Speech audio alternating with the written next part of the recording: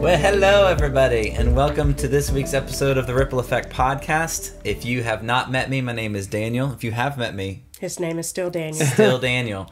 We are so glad that you are with us today. In the studio, we've got some new microphones, and we'll have one more at least coming up soon. So hopefully if you're listening to this on the go, we sound even better. It's like we're right there in the same room. But we're glad that you're with us today. In the studio on my right, we have Mr. Brian Sevitz, and on our left, we have Miss Stacie Bollman, and we're excited to talk with her today. Are you excited? Thank you. Yes. It's my very first podcast. Oh, this is going to be great. I'm growing up so fast. Long-time listener, first-time podcast. Yes. On the podcast, yeah. Yes. Well, what we're going to do is we're going to change the format up a little bit. We're going to start with a verse of the week, and then we're going to get into what you need to know coming into this week, the TLCC Top 3, and then we're going to get right into the Spotlight. We want to have a little more time to talk with our Spotlight person, and that's what we're going to do this week. So let's start with the verse of the week. Do you remember what Alan preached on Sunday? I was at the Women of Joy conference. She was gone. I do not. I was partying it up. All right. Well, I want to ask you a couple questions about that here in a minute. But Alan preached on trusting in God, and with the call that he and Marilyn got to go, and the faith that Abraham had as well to leave. And he had a phrase. Do you remember what the phrase was? That it was the start of the sermon. I guess not. Is the currency. Oh, yeah. So trust is the currency of heaven. Yeah. And so with that in mind, I was getting some stuff ready for an event coming up later, and I was reading Romans chapter 12, and here's the verse of the week. You ready? I'm ready. Do not be conformed to this world, but be transformed by the renewing of your mind, that by testing you might discern what is the will of God, what is good and acceptable and perfect. And I was thinking about how is our minds renewed? How is it that God renews the way that we think? Because there's a lot of stuff in this world that wants to corrupt or change the way that we think and manipulate that. And so Romans 12 says, be transformed by the renewing of your mind. Well, how do I renew my mind? And following chapter 12 in the following verses, it gives 3 ways to do that. Don't think of yourself more highly than you ought, but also be with sober judgment. So don't degrade yourself either. So that's the first thing. Think about how much in culture tries to get you to think about yourself in a way that God says that's not who you are. Second is to love others sincerely. True love is always sacrificial. And the way we are transformed is by not loving someone just to get something, but by sacrificially loving. And then finally, overcoming evil with good. Fire is never going to put out more fire, and responding to evil with evil is never going to make the world a better place. And sometimes that's what we think. I just got to get back at them, and God says, no, that's not how we operate. So be transformed by the renewing of your mind. How do we renew our minds? Think of yourself the way God thinks of you. Love sacrificially, and continue to do good even when others do evil, and you will be transformed.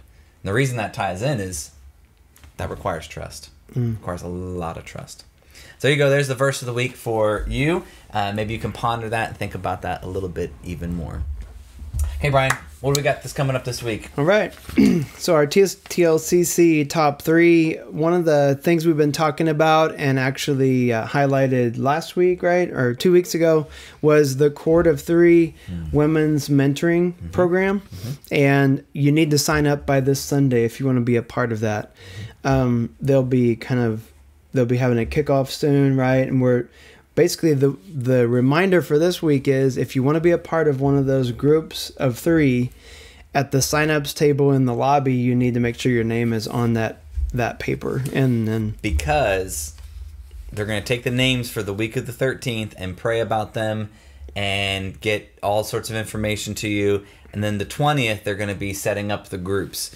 And so the groups will officially start on the 27th, which is the last Sunday of October. So that's why the 13th is your cutoff date.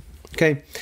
So that's one of the announcements this week. We also have the second Saturday men's group. It's this week, and we'll be meeting here at the church, 7:30 a.m. We do have Bible Bowl meeting in the room later that day, so we'll be out of here by 9, if not before 9, because it'll be a whole bunch of kids swarming the building, and so it'll be stinky kids. What are they in junior high? They're all different junior high ages, and high school. But, actually, they're the elementary age too. Yeah, my kids are in it. Yep. Well, they don't stink normally.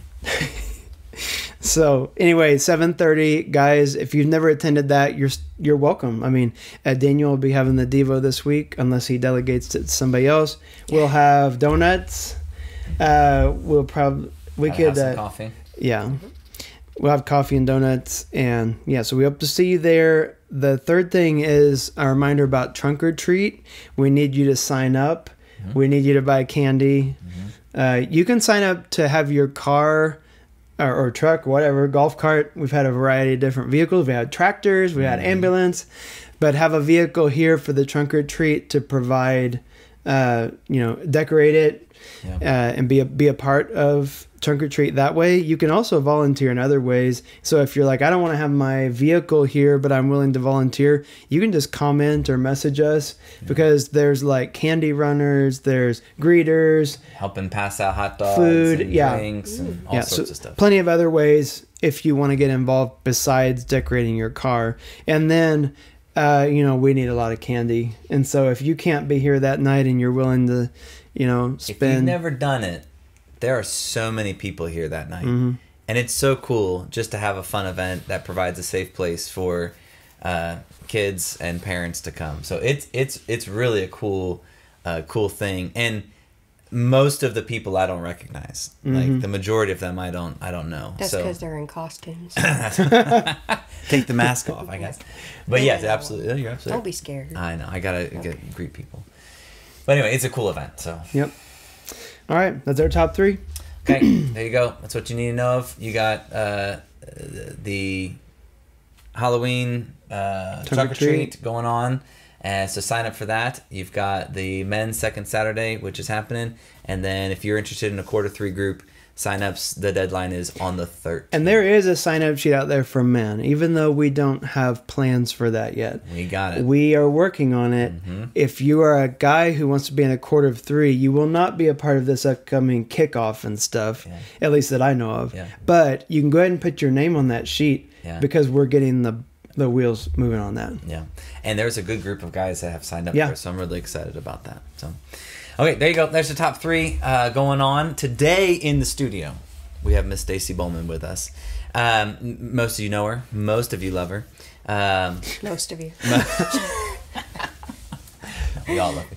And we asked her to come on today because she is serving in a new role at the church that she started this semester, working with the preschool. But before we get to that, you need to introduce yourself to the peoples. Well, like Daniel said... Whoa. I got to time you. You have 60 seconds. I didn't know it was a game. It's a game. Everything with me. Everything with me is a game. All right? Okay, all right. This just adds a little extra pressure. Okay, just to, make you... What if it doesn't take 60 seconds? That's okay. Okay. That's I just have 60 seconds. You got up to 60 seconds. All right. On your mark, go. Well, as Daniel said, my name is Stacie Bollman, and I am in a new position, but I have been teaching the preschool and kindergartners for about 11 years now. And I have a husband who is a deacon here at the church, and I have 2 children and 2 grandchildren. And I really love my job with the preschool. Yeah. I couldn't have handpicked a better job for myself. That's awesome. That's all I got, man. Boom! 32 seconds. That's fantastic. That's great.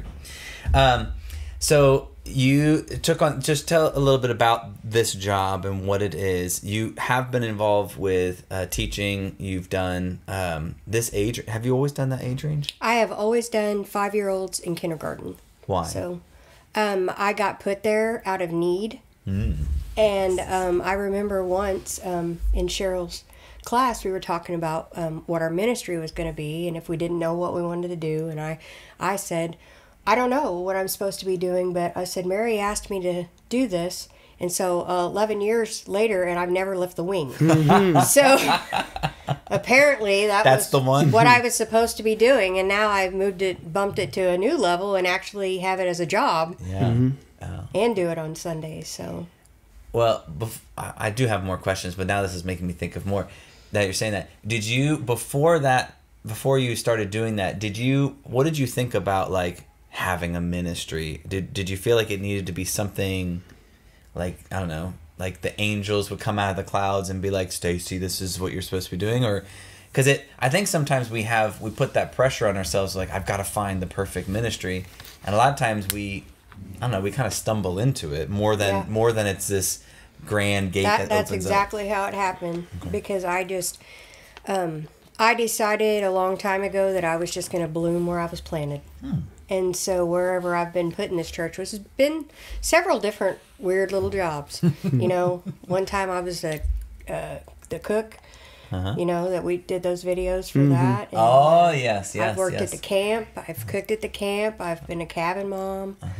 I've done a lot. I put up chairs, just everything. And I thought, well, I'm just going to bloom where I'm planted. Yeah. And over time, it seemed like that was where I was supposed to be, and that kids really respond to me.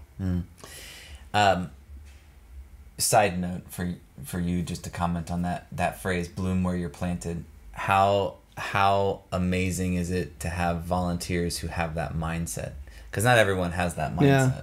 Like, we need 50 more of you to decide that this week. Really. I mean, we sit in the office and talk about all these jobs that need filled, you know, and really that's what it takes, people just deciding, for one thing, I'm going to be sacrificial, because wouldn't you like to just come to church and never do anything? But that's not what it means. Yeah, I get really bored when those days or you're just happen. Sitting there? Yeah, I get really bored when those days happen, because I'm like, I feel like I ought to be doing something. But a lot of people have just never done something to figure that out. Yeah. They've only been kind of the consumer side of church, which is, it's like fine for a season. But then there's the next step they need to take. But it is, when you say sacrificial, like, just in the fact of how far you drive to church, which some drive more, but like you're not really close. It's not like you're right around the corner. You're from Madison. Don't hold that against her, you know. Yeah, please don't. I was from Higbee, at least. Let's step up. Now I live in the big town of Madison. Big town. But like, it's not like you're around the corner. And with Lee as well, you know, there's times where he is running back and forth to the church, and it's not the longest trip, but it's not the shortest trip either. So there is sacrifices to getting the lesson ready, being there with the kids, you know. So I'm sure there's times where that sacrifice starts to get heavy. How does that balance with the reward of getting to know the kids and the relationships that you have with them? Well, I'm an odd person in that it honestly has never been that much of a hindrance to me. I have always enjoyed planning the lessons, and I've always enjoyed thinking of things that they might like, you know, things they would find enjoyable, and then planning it out and then doing it and seeing the results. And I was like, it just, it makes me so happy that I almost feel guilty about it. You know, like it's for you. Yeah. Seeing little kids happy. Oh my. Makes me really happy, because a lot of times they just kind of get pushed back in the corner, and a lot of them will tell me when you ask them what they think about something or another, they'll say from their family life, they'll say, well, nobody cares what I think. I'm a little kid. And I'm like, that's just not true. I care. Yeah. God cares. Yeah. And they're just my jam. That's awesome. Tell us about your nicknames. So when did you start this? And because I know, at least for my kids, the way you mentioned earlier that kids respond to you, and they certainly do. And I've seen it just with my children, but you tend to give out nicknames. Maybe, I don't know, do you do it to every kid, or is it just not every kids? Single one, but somebody who comes every single week gets a nickname. You know, they may, if they do something that's comical or just something about them that will make me give them a name. And when I started doing that, the other kids would get jealous I don't have a name. I need my name. Yeah, and so then I had to think about it, and I was like, okay, well, I can't just name you immediately. You have to be here. Right. And so that became a thing. They had to be there every week for me to get to know them. Yeah. And that's how the names started happening. I have one little boy that Clark the Shark. Clark the Shark. Yeah, I have his little Clark. sister now in preschool, and I tell her every day, I'm like, did you go home and did you tell Clark the Shark that I am still loving him? And she keeps saying, I forgot. Clark the Shark is on my soccer team right now. Oh, he is. Yeah, So I love me some Clark the Shark. He's on the boys' soccer team, and that dude is so much fun. Yeah, we started out, really rough. Him not knowing me or what we were about, didn't want to come to class. Yeah, and by the end of it, yeah, we was like that. So, for somebody who may be intimidated by the idea of working with students or children, but feels like, okay, that's an area that I might be able to do this at, what would you say to them? Have you, and for you, have you always been easy around kids? Like, is it always something that's natural to you, or is that something you had to grow into? I think I've always been natural around kids. My dad was a youth minister, and so I watched that. Yeah. I think you've said that. I guess I didn't lock it I in. watched that growing up, and I just remember back on certain things, like he was a guy that always had a piece of bubble gum in his pocket, or he just really liked kids, and that he would keep that relationship with them, though, into adulthood. And so we didn't really realize the impact that he did have through kids until he died. And there was blocks and blocks and blocks of these people waiting to come through there just to tell us, your dad really helped me through this, or talked to me through this. And I remember him from when I was little, and he would come pick me up for church, just things like that. So I don't know if that's why I'm used to it, or it's just my personality. I just like little kids. Yeah. What would you say to someone who's intimidated or thinks that, like, I couldn't do that? I think they could. You're just wrong. Yeah, because honestly, if kids think that you're trying, they're going to respond to you almost always positively. Yeah. You're going to have a few that no matter what you do, they're like, this is stupid. But for every one of those, if you're just trying and they see that you really care about them, they start to care about you, and you can see it immediately. Yeah. Immediately. They'll see you in the store. In fact, I had a little girl, I had her probably 4 or 5 years ago, and when she sees me at Aldi's, she hugs me down every single aisle. And then when we get outside, she gets excited again because there I am, even though she just saw me, and that's little Ruth. And, so that makes my day when she does that. And I know her mom's always like, will you leave her alone?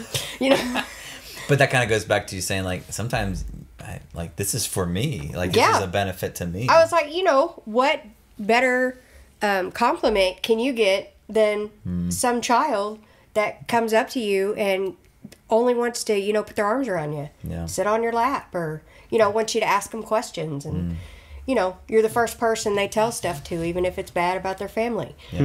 Daniel. What? Go ahead and tell them about the first thing my kids told you about me.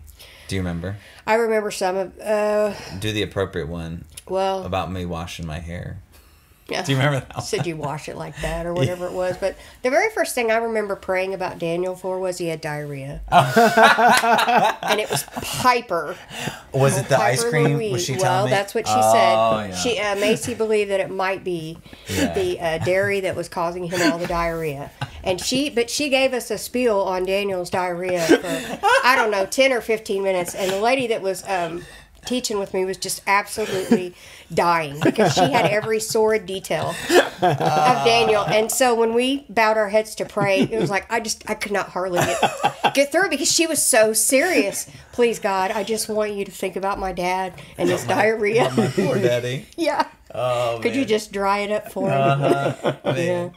Yeah. That is one thing that does scare me because it's the good side of it where the lessons matter and what you're teaching matters, but what matters more is that consistency and building those relationships. I actually had one kid tell me, it might have been Shyla, because she is my favorite, but she's my very best friend. That's her name. That is her name, my very best friend. But she one day, the other kids were all hyped up about that because I said I got some new stuff today. I mean, I'm pulling out all the stops. we're going to get 2 pieces of candy because it's my last day. We're having a glow party. And she pipes up and she says, you know, it's not all about the stuff you give us, Miss Stacie. She goes, you love the Lord and you love us. And I was like, that is so sweet, Shyla. My very best friend. Also, pray for my dad's diarrhea. Yeah, pray for your dad's diarrhea. Yeah, she asked me to be her very best friend. And I said that I definitely would. And she invited me to her birthday party, but somewhere my thing got lost. Oh, the invitation got lost? Yes, I did. In the mail. Did not get invited. Those Evites, it just really gets messed up. I would have come. I know you would have. Tell us about... I didn't know that she invited you. Just a side note here. Yeah. I would have had you over. I didn't know. Tell us about preschool. Preschool. Had you been involved with preschool before? Have you volunteered with preschool? The only thing I'd ever done with preschool was some of my friends had preschoolers in there, and when they were gone, I would take over for them, like helping out on the days they were supposed to help out and bring the snacks and stuff. And it was always fun, and I always knew the kids, so that was fun. But, I mean, I get to work with the infamous Sandy Fincher. She is like She's amazing. Legend. She is a legend. She is known from here to Timbuktu. And now I get to be known as Sandy's friend. Sandy's friend. Yes, we had a little boy who was the first day I took over Sunday school in my last semester. He was used to her.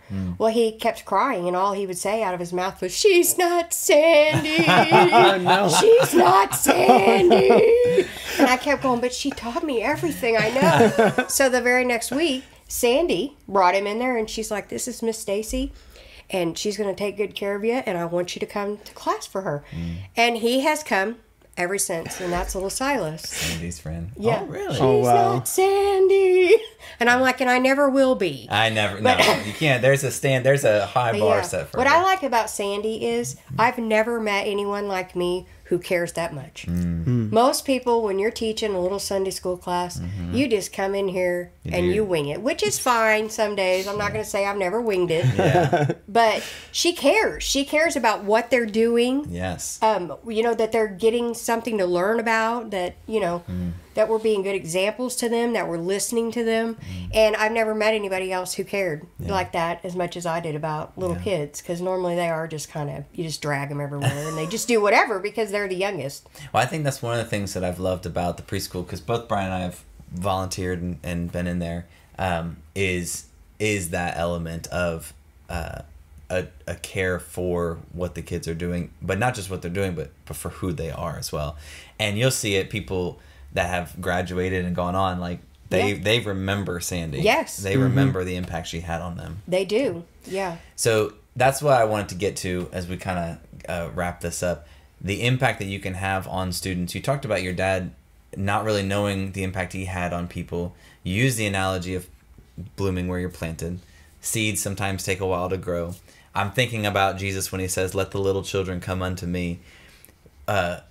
The impact that talk a little bit about the impact that someone can make on a child's life, and how long term that can be for a student, be for a child, and maybe even that it was for you. Do you have people in your life that... I think a lot of people have a misunderstanding that when you're 3 or 4 years old that you're not really getting anything. You're just going to color your little picture and you're going to eat your little snack. It's just not true. They are soaking up every word we say like a sponge. So you need to be putting in positive reinforcement and letting them know that God loves them and that they are important people no matter what age they are. But a lot of people I just honestly think they just think a little kid is a little kid, and they're just like little people. Yeah. They're all different. Yeah. Absolutely. I think about some of the people that have influenced me, and it started at a really, really young age. Yeah. Yeah, the same people that were in my church growing up, I still have on Facebook, or see, and they still like my things on Facebook. So it's been generational now that I knew them from growing up in the church. Yeah, that's awesome. All right, to close, any funny mishaps or anything yet this year in preschool that you're allowed to share? Any funny stories? We've had a few funny kid stories. Dumping over stuff? Anything like that? We love to hear those stories. So I actually haven't had one at preschool, but this was a preschool age person at White Oak Camp last summer, and It makes me laugh so hard when I think about this happening. They are the most honest people on the face of the planet. If you want to know how you look or what they think, just ask. Just ask them. So it was really hot at White Oak, and one day I got up and I put my contacts in instead of wearing my glasses because I'm always too lazy to wear them. And so this little boy, about 5 or 6 years old, he says, "How come you didn't wear your glasses today?" And I said, "Well, it was going to be hot and I was going to be sweaty." And he goes, "Well, I don't think you should wear those anymore." And I was thinking, why does he care, Why? And he goes, I said, "Why?" And he said, "Well, because when you wear them, they make you look old and a little bit ugly." I was like, well, as long as it's just a little bit. Just a little bit ugly. Not like the... And a little bit ugly. But you get that a lot from little kids, and it just cracks me up because I'm like, they're just serious. Yeah. They're trying to help you. Listen, let me help you. Yeah, let me help you. Don't wear those glasses. Oh, man. You look old and a little bit ugly. A little bit ugly, man. Well, if you're someone that has not quite figured out what's your area of ministry, I love your examples and the stories you've shared, because yes, it started out as kind of like a volunteer thing, but it's become you. It's not it's not just for the church, it's not just for Timberlake, but it's you. I know, like I have a lot of people ask me, they're like, "You must spend a fortune on prizes and candy." And I'm like, I do spend quite a bit of money on the things I get them. And then, at Christmas time, I usually pick a few kids here and there that I will buy for, that they've asked for something that I remember. And like Lincoln Crane's one that I remember, all he ever wanted was a big remote control truck and whatever. So it was like one year I just gifted that that for Christmas. But I do spend a fortune on candy and prizes now, especially now that the Dollar Tree is $1.25. $1.25, that really changed everything. But it's just worth it because they're just so excited over these prizes. Yes, they are. Yes, and it also works with behavior. Yeah, it really does. And the expectation and anticipation and knowing, it just continues to reinforce the fact that you care and you care about them. And I love that because I think any of us can learn from that of sometimes the ministries that God gives us aren't the gift that comes out of heaven and it sits right on your lap. Sometimes you stumble into it, but it's always worth it when you just say, "Okay, I'm gonna try to bloom where I'm planted, and I'm gonna try to serve where I can." The positive reinforcement from the parents too helps me a lot, and there's sometimes I will make comments on Facebook and they'll message me and they'll say, "I had no idea you knew my child that well." As to know what they like to eat or what they're, and I was like, "Oh yeah, I know everything about them usually." And about you, but I can't tell you those things. I know some stuff. But I had his kids, and his youngest son, I have always called him my little precious. And he's almost as tall as me now, and I still call him my little precious, and he still answers to me. We always joke about you've called him precious, and we'd come and he's like, now Dawson's never like demon child or anything like that, but he's sometimes had a bad day, and then not with me, we'd pick him up and she's like, "Oh, he's the most helpful, just precious." And we're like, "What? You should see him at home." And she didn't believe us for a long time. We're like, "Seriously?" Yeah, that's what they say. Have you seen him? He's never been that way with me. He's never been anything but loving and good. He doesn't. When he comes to church, he'll come to church and help Dawn. He'll be like, "Mary, can I help you get these things all prep for class?" And then it was like, "Okay, why didn't you do that?" And then he has his older son. He could read in kindergarten. Well, every spring I go through my coughing phase, so I was really happy when Preston was in there because he could read for you. He read for me. He would, and also he'll correct you when you when you get the wrong word. And I have a funny story about him. One time, I actually have two. One time I was counting the kids in the room, and we're in a pretty small room, and it was like, someone is missing. Where could they possibly be? And they were in the bathroom, and I look over there at Levi Harper, and he's sitting on this tote. Well, he had Preston down in that tote, turned over and sitting on it. And so when I pulled that tote off, he was like panicked, and I was like, we're starting to panic in there. And then Levi, that wasn't the end. one day, Preston goes, I can't get out of here. I can't get out of here. And I'm like, what? He got his head stuck in one of those little wooden chairs. Oh, no. And that was when my husband was helping me. And so he was holding Preston by his feet. And I was holding the chair. And I'm like, your head went in there. It's got to come out. And he was like, ah! And my husband goes, how is the smartest person in the room have his head stuck in the chair? I don't know, but yeah, just stuff like that is just hilarious. So, But yeah, both of my kids, I don't know what they would say today, but they might say Miss Stacie was their favorite. Yeah. Like if you asked them what's their favorite teacher from like all their years at church. Oh, man. And like Preston, I used to always know, which I haven't talked to him lately, but even up until a couple of years ago, I always knew what his favorite song was at the time. Yeah. The last time I talked to him, that was Burn the Ship, so I'm sure he's had songs since then. Yeah. Listen, that is going to be a story to tell at his wedding. How the smartest kid in the room room got his head stuck in a chair. Yeah, it was crazy. It's like it went in there, it has got to come out, but it's like his ears went in and locked like toggle bolts. It was pretty soon after his brain that. was growing so rapidly What it was. at that time. That, It was pretty shortly after that Mr. Lee decided the kids weren't for him. So Well, and it's not for everyone. Yeah. He likes to do that baptistry. Yeah. He likes to be all over that chlorine. Yes, he does. And set those chairs up. Yes, he does. Well, thank you for joining us today. Thank you for your love for children. Thank you for taking this position with the preschool. I know that Sandy has been blessed and really has enjoyed you being there. And for you, watching or listening, just remember that whatever ministry God does put in your heart, whether it is something you stumble into or something that's given to you, it can become your own, and it can bring you so much joy. Even though it costs something, even though it's going to take something from you, it's always worth it when we say yes to God. So Bloom where you're planted. Bloom where you are planted. On that note, we are done. Thanks for having me. I'm so glad that you were here. And now I've got a couple more stories to just lock in the back of my head. Yeah. God bless you all. We'll see you here next week on the Ripple Effect Podcast.